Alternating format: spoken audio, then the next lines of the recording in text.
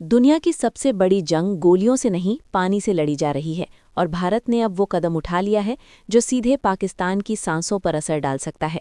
प्रधानमंत्री नरेंद्र मोदी कई बार साफ कह चुके हैं कि खून और पानी एक साथ नहीं बह सकते, और अभी ये सिर्फ बयान नहीं, जमीन पर उतरती हुई सच्चाई बनती दिख रही है।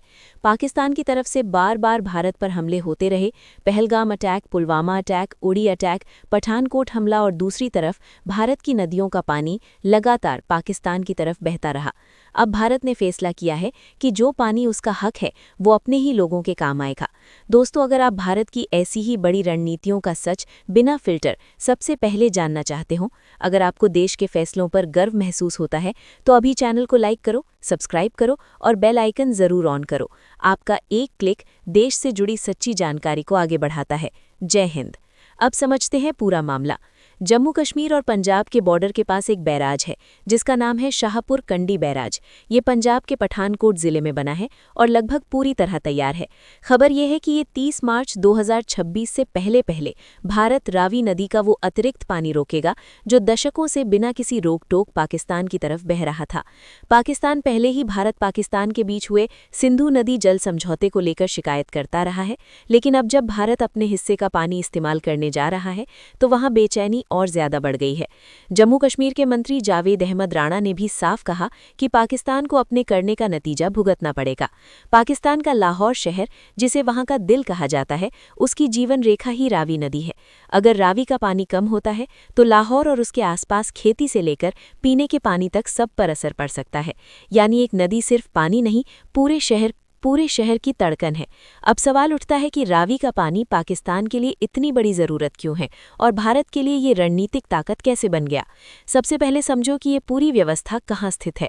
भारत के पंजाब का पठानकोट जिला, जो जम्मू कश्मीर के कठुआ जिले से लगता है, वहीं से रावी नदी बहती है। इसी नदी पर पहले से रंजीत सागर डैम बना हुआ है, जिसे थीन डैम भी कहा जाता है। ये 2001 में बनकर तैयार हुआ था, लेकिन समस्या ये थी कि जब इस डैम से बिजली बनाने के बाद अतिरिक्त पानी छोड़ा जाता था तो वो सीधे पाकिस्तान चला जाता था।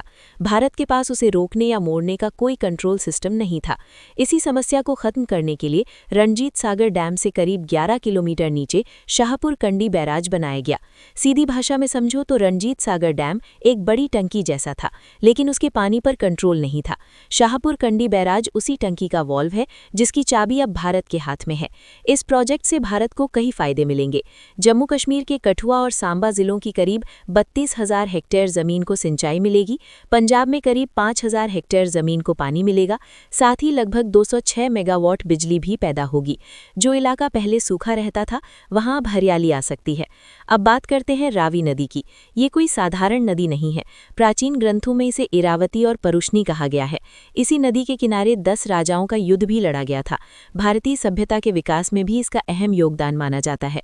रावी नदी हिमाचल प्रदेश के रोहतांग पास के पास से निकलती है, चंबा घाटियों से गुजरती है, फिर पंजाब और जम्मू कश्मीर से होते हुए पाकिस्तान के पंजाब में प्रवेश करती है और आगे जाकर चिनाब नदी में मिल जाती है। पाकिस्तान की सिंचाई व्यवस्था का बड़ा हिस्सा इसी नदी प्रणाली पर निर्भर करता है। लाहौर शहर रावी के किनारे बसा है। अब सबसे बड़ा सवाल, अगर ये प्रोजेक्ट इतना ज़रूरी था तो इसे बनने में आधी सदी क्यों लग गए? इसमें सबसे बड़ा कारण रहा ब्यूरोक्रेसी की धीमी रफ्तार और पॉलिटिकल विल की कमी। 1979 में पंजाब और जम्मू कश्मीर के बीच समझौता हुआ कि रंजीत सागर डैम और शाहपुर कंडी बैराज बनाया जाएगा। 1982 में इंदिरा गांधी ने इसकी फाउंडेशन रखी और लक्ष्य था 1988 तक काम पूरा करना। 2001 में रंजीत सागर डैम तो बन गया, लेकिन शाहपुर कंडी का काम अटक गया। बाद में पंजाब और जम्मू कश्मीर के बीच पानी के बंटवारे को लेकर विवाद शुरू हो गया। 2014 के बाद काम फिर शुरू हुआ, लेकिन फिर रुकावटें आती रहीं। पुलवामा अटैक और बालाकोट अटैक के बाद भारत सरकार ने फैसला किया कि आतंकवाद का जवाब सिर्फ गोली से नहीं, पानी से भी दिया जाएगा। 2018 में केंद्र सरकार ने हस्तक्षेप कर दोनों राज्यों को साथ बैठाया और इस प्रोजेक्ट को नेशनल इंपॉर्टेंस घोषित किया। अब ये लगभग तैयार है और पाकिस्तान ने इसे लेकर अंतर्राष्ट्रीय न्यायालय तक जाने की बात करी है। वहां ये आरोप लगाया जा रहा है कि भारत पानी का आतंकवाद फैला रहा है। असल में 1960 में भारत और पाकिस्तान के बीच सिंधु नदी जल समझौता हुआ था। इसमें तय हुआ कि झेलम, सतलज और सिंधु नदियों का पानी पाकिस्तान को मिलेगा, जबकि रावी, ब्यास और सतलज पर भारत का पूरा अधिकार होगा। इस समझौते में वर्ल्ड बैंक मीडिएटर था। मतलब साफ है, रावी का पानी भारत का अधिकार है और भारत इस पानी को रोकने के लिए किसी को जवाब देने के लिए बाध्य नहीं है। दशकों तक भारत इंफ्रास्ट्रक्चर न होने की वजह से इस पानी को रोक नहीं पाया, इसलिए वो पाकिस्तान जाता रहा। अब सवाल यह है कि पाकिस्तान पर इसका असर क्या होगा। पाकिस्तान की करीब 80% खेती सिंधु नदी प्रणाली पर निर्भर है। रावी के आसपास का इलाका, खासकर लाहौर और नरोवाल क्षेत्र, खेती के लिए इस पानी पर निर्भर रहे हैं। पानी कम होने से खेती प्रभावित होगी। दूसरा असर ग्राउंड वाटर पर पड़ेगा। जब नदी बहती है तो जमीन के नीचे का पानी रिचार्ज होता है। अगर नदी का फ्लो कम हुआ तो ग्राउंड वाटर लेवल नीचे जाएगा, जो पहले ही खतरे के स्तर पर है। तीसरा असर पाकिस्तान की इकोनॉमी पर पड़ेगा। वहां एग्रीकल्चर जीडीपी का लगभग 25% हिस्सा है। पानी कम होगा तो उत्पादन घटेगा, महंगाई बढ़ेगी और आर्थिक दबाव बढ़ेगा। भारत के जल शक्ति मंत्री CR पाटिल ने साफ कहा है कि भारत अपने हिस्से का पानी अपने हित में इस्तेमाल करेगा। भारत की पॉलिसी अब बदल चुकी है। शाहपुर कंडी बैराज सिर्फ एक स्ट्रक्चर नहीं, बल्कि भारत की नई सोच का प्रतीक माना जा रहा है। दशकों तक भारत दोस्ती के नाम पर पानी बहने देता रहा, लेकिन बदले में आतंकवाद मिलता रहा। अब संदेश साफ है, अगर भारत की धरती पर खून बहेगा तो पानी रोका जाएगा, और ये सिर्फ शुरुआत मानी जा रही है। अब उज बैराज और भूलर बैराज जैसे प्रोजेक्ट पर भी काम तेजी से आगे बढ़ रहा है। भारत चिनाब और झेलम के अपने हिस्से के पानी को भी पूरी तरह इस्तेमाल करने की योजना बना रहा है। यानी आने वाले समय में पानी दक्षिण एशिया की राजनीति का सबसे बड़ा फैक्टर बन सकता है। आने वाली गर्मियां पाकिस्तान के लिए चुनौतीपूर्ण हो सकती हैं। यहाँ एक बात समझना बहुत जरूरी है, आने वाले समय में पानी सिर्फ जरूरत नहीं बल्कि जियोपॉलिटिकल पावर बनने वाला है।